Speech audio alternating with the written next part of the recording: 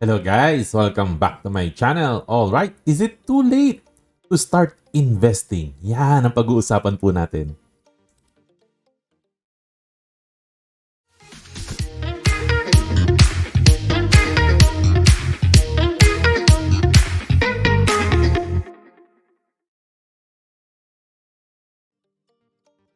Welcome back. Ayan, is it too late to start investing? Ang pag-uusapan po natin ngayon. No? Kasi po si Dragon5 po, no, sent me some questions po, no, na para i-post po nila sa social media, and I find it interesting na i-share po sa inyo yung isa sa question na pinadala po nila sa akin. No? Is it ever too late to start investing? Why or why not? Siguro po kasi syempre, no, marami rin po tayong mga kababayan na late nang natuto, no, late na nila nalaman na pwede ka pala mag-invest. Hindi lang pala yung sweldo ka ng sweldo lang kada buwan, no.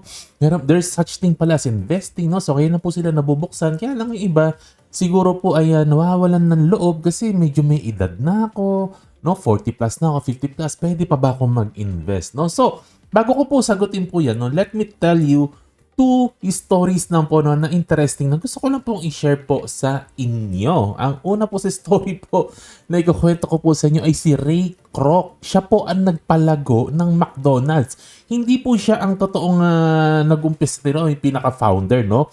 Magkapatid yung founder talaga ng McDonald's. Kaya lang yung original founders ng McDonald's ayaw po nila mag-expand kasi ayaw nila ng sakit ng ulo. Kaya ito si Ray Kroc, nagustuhan niya talaga itong McDonald's, no. Nung na-discover niya yung model ng McDonald's, paano gumagana yung McDonald's, gustong-gusto niya at talagang palagi yung loob niya na may expand niya to. At ang pagkakaintindi ko, ito talaga isa sa first major venture ni Ray Kroc po, no. Ito pong McDonald's. So binili na lang niya sa McDonald's Brothers po, no. Ito pong McDonald's na business at napalago po niya. Imagine that. Inumpisahan niya po na palaguin ang McDonald's at the age of 52. Ang tanda-tanda na po niyan, no? Para mag-start ka ng business. Kasi ang pag-i-start po ng business is a young man's game nga. Minsan kailangan mo na maraming energy po, no? Pag nagbi-business ka kasi kailangan mag-travel, no? Kailangan tingin ka ng tingin sa magandang location, bantay ka ng bantay sa negosyo mo. Kung kulang na staff, ikaw ang papasok, no? So yan po, si Ray Kroc at age 52, inumpisahan niya po ang McDonald's. At another story na ikukwento ko po sa inyo, si Magic Johnson. Sa mga kabataan po dyan na hindi niyo po kilala kung sino si Magic Johnson, one of the greatest basketball player of all time, one of the greatest point guard. Pag sila yung point guard, sila yung nagsiset ng play, no? So, there was a game po, no, na naalala ko, story about Magic Johnson na down sila ng 20 points. 20 points and then 2 minutes na lang ang natitira. Wala na pong oras, and yet si Magic Johnson po, no, he was calling plays. Sinasabi niya kung ano yung play na iraran niya. At hindi po siya yung reckless abandon na talagang kung ano na lang, ihagis mo na ng ihagis. So, hindi po nila ginawa po yun, no. Kung ano pa rin yun, tamang gawin, yun pa rin ang ginagawa ni Magic Johnson. Kasi Magic Johnson is a high IQ player. So, yun po ang dalawang stories na gusto ko pong i-share po sa inyo. At malamang no, nararamdaman nyo na kung saan papunta ang answer po natin. No? Answer po natin, of course, ang unang-unang baseline, no, na kailangan natin maintindihan, no? Investing is a financially rewarding activity, no? Maganda po, nare-reward talaga tayo dito financially. At ang kagandahan po sa investing, it does not require a lot of physical strength. Of course, kailangan mo ng konting physical strength, no? Konti. Kailangan mo dilat yung mata mo rin, siguro, ganon. Pero hindi masyadong demanding sa physical strength na kahit matanda na po tayo, kaya po nating gawin po itong investing na tinatawag. And two of the greatest investors of all time, no? Si Charlie Munger at si Warren Buffett, they're in their 90s and they're still doing great. Of course, namatay na po, no? Si Charlie Munger at age 99, pero si Warren Buffett at age 93, no, ay talagang okay pa rin, doing great pa rin sa investing. Ang galing-galing pa rin po, no? So it is never too late, no? As long as we have both ambition and passion. Anong ambition and passion? Ambition, of course, ambition para sa ating pamilya na mabigyan natin ng magandang buhay ang ating pamilya, and ano pa, passion for knowledge. Very, very important po na meron tayong passion for knowledge kasi po, ang mundo po ay mabilis pong magbago. Yung mga alam po natin 5 years ago, kita niyo po yung mga negosyante 5 years ago, 10 years ago. Pag hindi po sila nag-adapt today, no, yung mga nangyayari today, ang time may nagbabago eh, wala.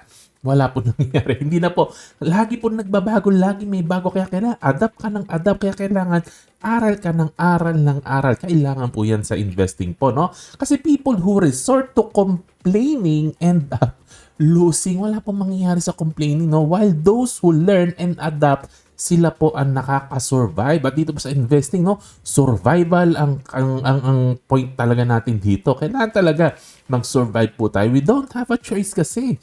We don't have a choice. Hindi po marami sa atin ang maswerte, no?